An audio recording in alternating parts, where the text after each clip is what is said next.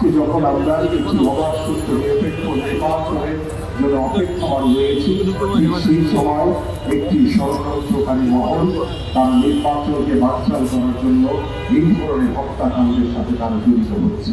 আমরা খুব দৃঢ়ভাবে বলতে চাই, এই অন্তর্বর্তীকালীন সরকার আপনারা আইন শৃঙ্খলা নিয়ন্ত্রণে রাখতে ব্যর্থ হচ্ছে। আমি আপনাদের কাছে আহ্বান করি যে আগামী 24 ঘন্টার ভিতরে আমার ভাই সহযোদ্ধা এই মুসাফিরের যারা হত্যাকারী তাদেরকে আইনের আওতায় এনে তাদেরকে গ্রেফতার করে দৃষ্টান্তমূলক শাস্তির ব্যবস্থা আপনারা করবে। তা না হলে বাংলাদেশের মানুষ এখন ঐক্যবদ্ধ রয়েছে, বাংলাদেশের মানুষ এখন অনেক সচেতন।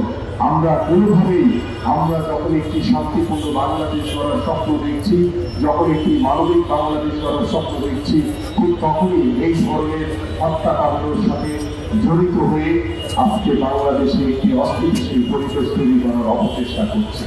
আমি সকলের কাছে আহ্বান করব যে আমরা এই ধরনের হত্যাকাণ্ডের তীব্র প্রতিবাদ জানাই। এই ধরনের হত্যাকাণ্ড যাতে আমার এই বাংলাদেশের প্রিয় মাতৃভূমিতে না হয়, আমি সকলকে সতর্ক থাকার জন্য আহ্বান করছি এবং আইন শৃঙ্খলা বাহিনীকে আহ্বান করব যে দ্রুত এই হত্যাকারীদেরকে আইনের আওতায় এনে তাদেরকে দৃষ্টান্তমূলক শাস্তির ব্যবস্থা করবে। এবং আমরা আমাদের এই প্রিয় ভাই মুস্তাফিরের পরিবারের প্রতি সকল সমবেদনা জানাই এবং আমরা দোয়া করি আমার এই প্রিয় ভাই মুস্তাফিরকে যাতে আল্লাহ পাক জান্নাতের উচ্চ মহান দান করে।